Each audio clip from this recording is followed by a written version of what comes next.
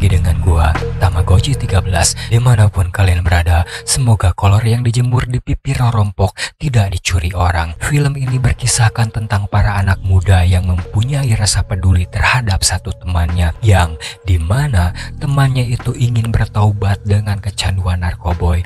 Hingga suatu malam tiba semuanya menjadi sangat mengerikan akibat penemuan buku terkutuk di ruang bawah tanah dan mengakibatkan kembalinya iblis dari neraka untuk mengambil jiwa mereka.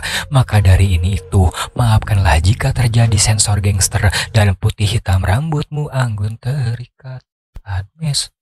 Dan hitam putih videonya dikarenakan banyak sekali adegan mengerikan yang tidak boleh tayang di YouTube. Daripada banyak bacot yang membuat kalian hilang kemaluan, maksudnya hilang kesabaran, langsung aja kita ke alur filmnya. Tapi sebelum itu, tolong subscribe, gas ke Nembarudak.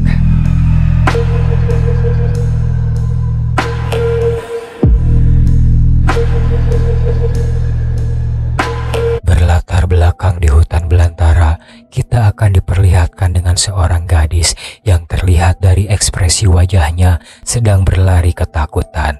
Ternyata gadis itu sedang ada dalam pengejaran warga dan tidak butuh waktu lama untuk warga di sekitar menemukan gadis itu. Setelah gadis itu tertangkap, lalu mereka memukulnya hingga tak sadarkan diri, mungkin agar para warga itu mudah untuk melakukan apa yang mereka kehendaki. Selanjutnya, gadis itu dibawa ke ruang bawah tanah, lalu diikat di sebuah tiang. Terlihat di sana juga ada beberapa orang misterius yang mempersiapkan alat-alat penyiksaan yang sepertinya akan melakukan sesuatu kepada gadis itu. Dan ditambah dengan bangkai kucing bergelantungan yang menguatkan bahwa di situasi ini akan diadakannya sebuah ritual mengerikan. Pada waktu yang bersamaan di mana ketegangan ini sedang berlangsung, di sana terlihat ada seorang pria yang mendekati gadis itu. Dan ternyata pria itu adalah ayahnya. Kemudian dia dan warga di sana berencana akan membakar si gadis. Dan ketika sang ayah akan menyalakan pematik api, tiba-tiba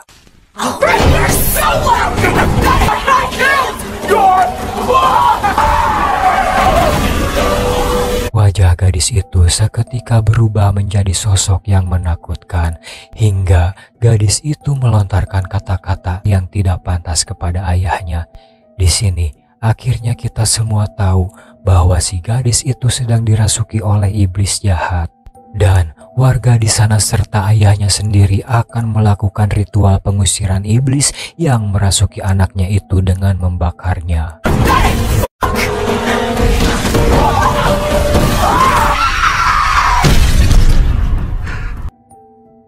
Lalu kita akan berfokus dengan kelompok 5 anak muda yang akan menuju kabin di hutan terpencil. Mereka adalah David, Olivia, Natalia, Eric, dan Mia. Tujuan mereka sampai ke tempat terpencil ini adalah untuk menyembuhkan Mia dari kecanduan obat-obatan terlarang. Dan ini adalah rencana David yang merupakan kakaknya Mia. Berpindah waktu di malam hari, Mia menjadi sangat histeris berteriak meminta untuk segera diantar pulang kepada teman-temannya karena ternyata Mia di sana selalu mengeluh mencium bau yang sangat busuk. Tapi anehnya, teman-teman Mia di sana sama sekali tidak mencium bau apapun. Dan kebetulan David membawa anjing peliharaannya, juga penciuman anjing itu lebih tajam daripada lidah ibu-ibu komplek, maka anjing itu pun seperti menemukan di mana titik bau itu berasal. Saat David membuka karpet yang dicium anjingnya itu, David dan teman-temannya ruas karena di bawah karpet itu ternyata ada pintu menuju ruang bawah tanah. Dan di sana juga terlihat darah yang sudah lama mengering. Maka David dan Eric mulai penasaran dengan apa yang ada di bawahnya. Lalu setelah mereka membukanya, bau yang sangat busuk menyelimuti babangus mereka. David dan Eric mulai menuruninya. Sesampainya mereka masuk, mereka pun dikejutkan dengan penemuan bangkai kucing yang bergantungan. Ternyata guys, kabin ini merupakan tempat pengusiran iblis jahat yang merasuki gadis di awal film tadi. Lanjut. Di saat David menyusuri tempat itu, lalu dia menemukan bungkusan hitam yang dimana bungkusan itu terlilit dengan kawat berduri. Lalu dirasa mereka sudah tidak tahan dengan bau busuk di sana, mereka pun bergegas naik kembali ke atas, yang ternyata Eric membawa bungkusan itu untuk dia selidiki,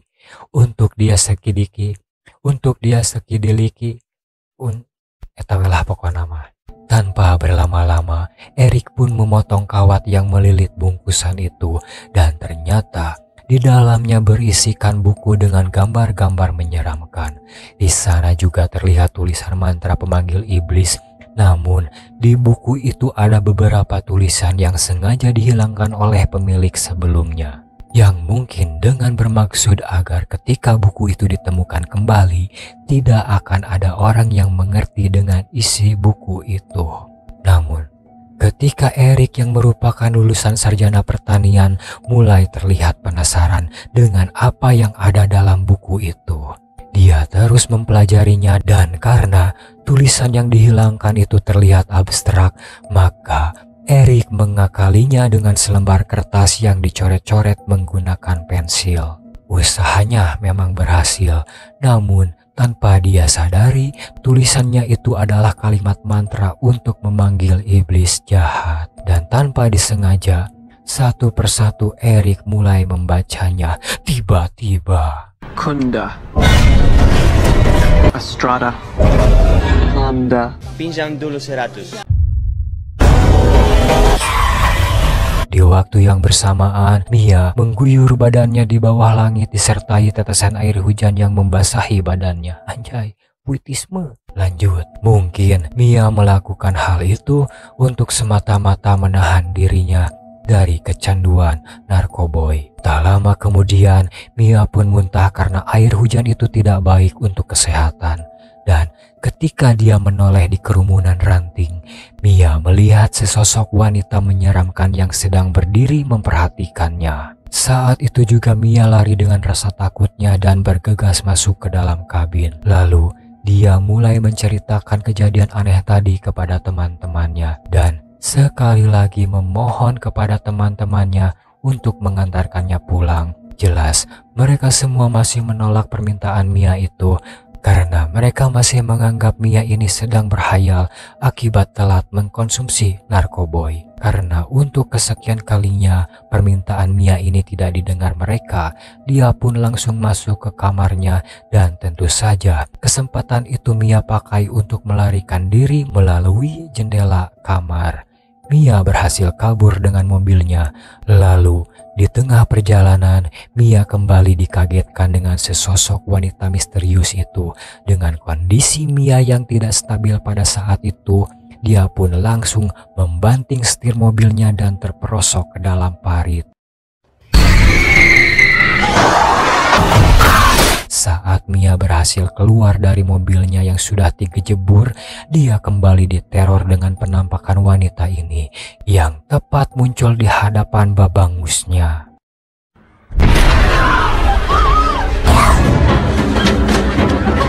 Mia yang sangat ketakutan, dia pun berlari ke dalam hutan untuk menghindari wanita itu.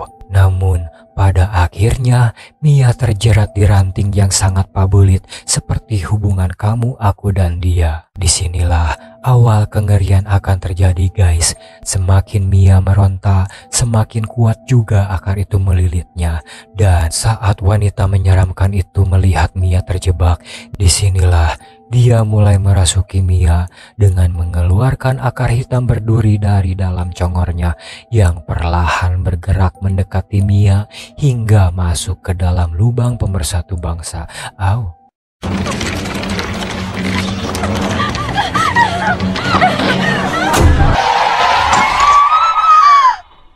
Di sisi lain, di tengah pencarian David, dia berhasil menemukan Mia yang sedang duduk di bawah pohon.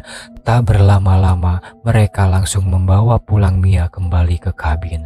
Sesampainya di sana, Mia menceritakan kembali sosok misterius itu kepada David. Dia mengatakan bahwa wanita itu sekarang sudah berada di dalam kabin tempat mereka tinggali. Namun, David masih saja menganggap pembicaraan Mia itu adalah omong kosong.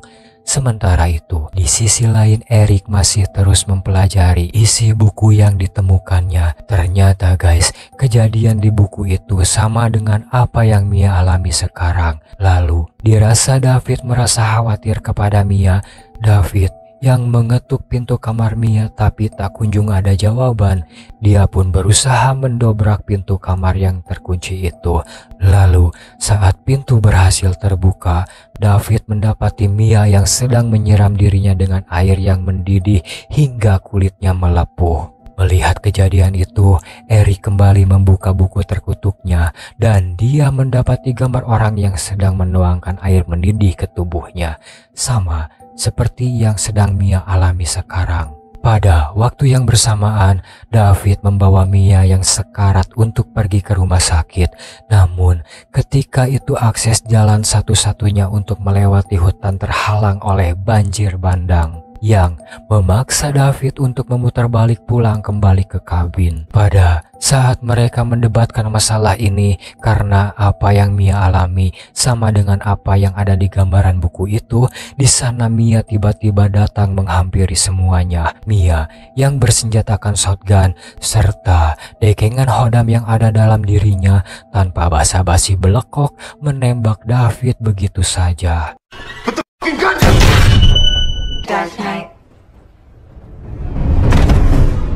Entah kenapa, Mia langsung terjatuh setelah menembak David. Karena posisi Olivia yang paling dekat dengan Mia, dia bergegas mengambil senjata itu. Ternyata, Mia yang terjatuh pingsan itu adalah tipu muslihat iblis yang ada dalam dirinya. Agar saat salah satu dari mereka mendekati Mia, iblis itu bisa dengan mudah melukai mereka. Dan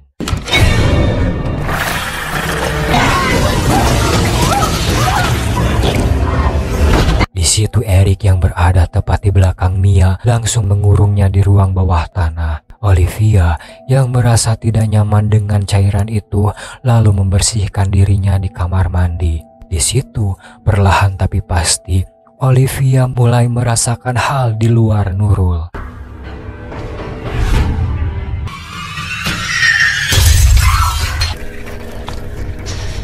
Eric mulai khawatir dengan kondisi Olivia yang tak kunjung kembali dan mencoba pergi mengecek Olivia di kamar mandi. Di sana Eric ruas saat melihat Olivia sedang asyik merobek mulutnya sendiri menggunakan pecahan kaca. Eric yang panik dengan situasi di sana lalu terpeleset akibat menginjak bagian kulit dari muka Olivia yang sudah terlepas. Dan kesempatan itu digunakan Olivia untuk menyerang Eric dengan membabi bagong. Karena Eric merasa terdesak, mau tidak mau, dia pun harus melawan Olivia yang sudah dirasuki iblis.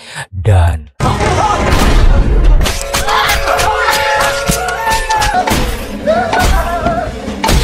di sisi lain, Natalia dimintai tolong David mencarikan air untuk membasuh lukanya Eric. Namun, dari ruang bawah tanah, terdengar Mia memanggil Natalia yang meminta belas kasihan. Karena mengingat Mia itu adik pacarnya, Natalia pun merasa tak tega melihatnya. Natalia mulai tergoda dan masuk ke dalamnya, dan saat mengulurkan tangan untuk menjemput Mia, ketika itu Mia langsung melontarkan kata-kata yang menakuti Natalia. Natalia lalu memutar balik badannya untuk melarikan diri, tapi sayangnya Natalia terperosok di kayu tangga yang sudah rapuh itu. Dan memudahkan untuk Mia menariknya ke ruang bawah tanah. Di ruang bawah tanah pun kengerian ini masih belum berakhir. Natalia mencoba melawan Mia, tidak sebandingnya antara kekuatan iblis dan gemulainya wanita ini. Akhirnya Natalia tergigit di bagian tangannya. Firasat David yang merasa ada hal tidak beres menimpa Natalia, lalu dia segera mencarinya dan benar saja, David mendapati Natalia yang sedang ketakutan di ruang bawah tanah dan segera menyelamatkannya lalu memaku pintu itu agar Mia tidak bisa keluar dari situ. Setelah kejadian itu, Eric mencoba membakar buku terkutuknya dengan maksud agar semua kutukan ini bisa berakhir. Tapi anehnya, buku itu sedikit pun tidak mempan oleh api. Sementara di sisi lain Natalia yang tergigit oleh Mia mulai merasakan sesuatu yang aneh di tangannya. Dan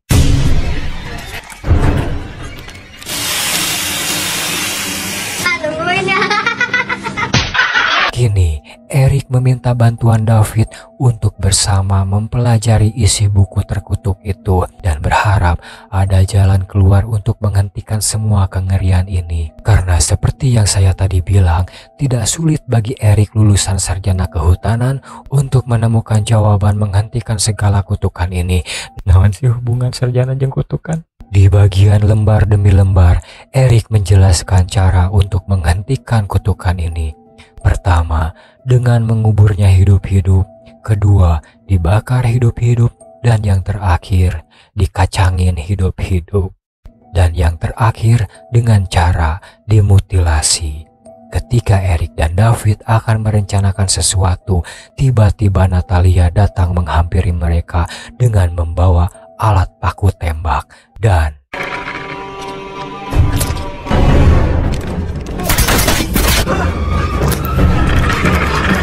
perlawanan Eric dan David yang sangat sengit ini terasa menegangkan karena yang kita ketahui jika yang mereka lawan adalah kekuatan iblis jahat.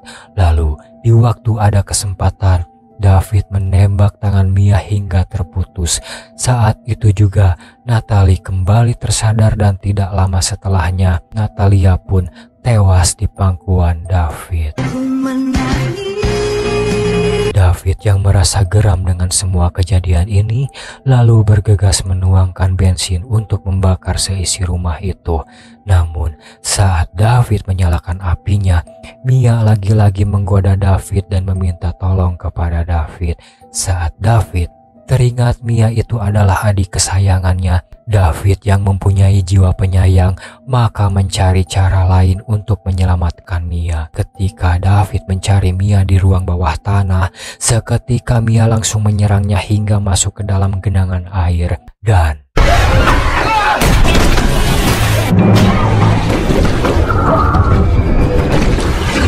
David yang sudah kewalahan dengan perlawanan iblis yang ada di raga Mia, David hampir tewas di sana. Namun ternyata Eric yang masih hidup datang tepat waktu untuk menghentikan serangan itu. Tapi sangat disayangkan, perut Eric tertancap pisau akibat perlawanan dari Mia dan Eric pun tewas di sana. Setelah itu, David mengubur Mia hidup-hidup dan ternyata benar.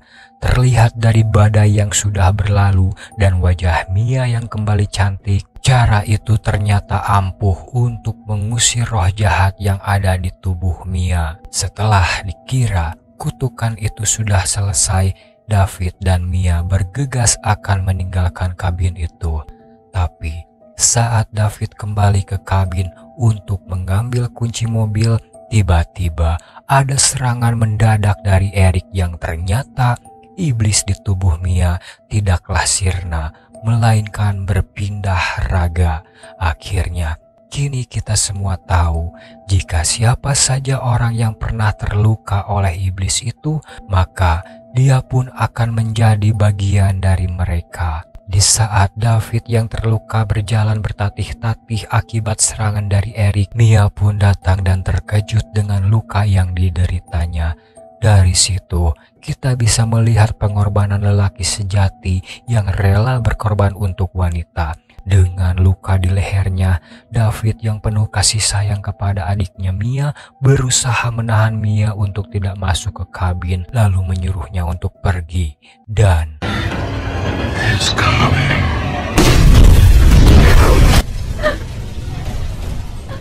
ternyata si iblis masih belum puas dengan semua ini. Dengan kekuatan hitamnya, dia menciptakan hujan darah untuk menampakkan diri dari dalam tanah. Lalu iblis itu mengejar Mia yang masuk ke dalam kabin.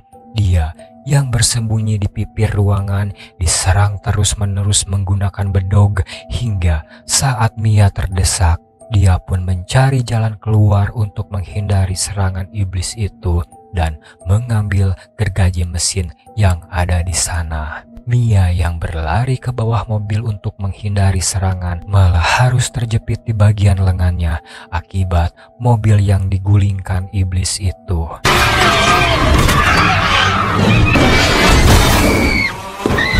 Dalam situasi yang terdesak antara hidup dan mati, Mia harus segera melakukan sesuatu agar iblis itu bisa segera kembali ke neraka. Ketika ketakutan terbalik 180 derajat, kini Mia pun menjadi seorang wanita pemberani dan dia memutuskan tangannya dengan menariknya secara kuat. Mia kembali mengambil gergaji mesin itu dan I will feast on your soul.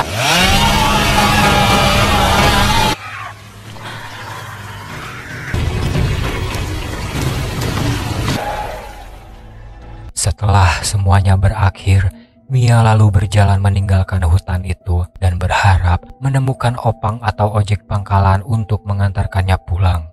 Film pun tamat. Gimana guys? Masih belum terasa kekengiluan dari adegan video yang saya blur?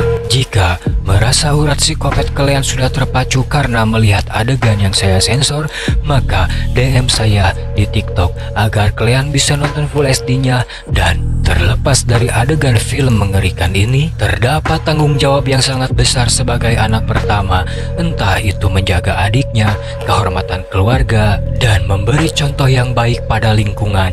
Oke guys, segitu dulu aja ucapan kalimat bijak dari saya, dan semoga saya juga bisa mempertanggungjawabkan ucapan itu. Dan sampai bertemu di next video. Hiji deui guys, tong hilap subscribe.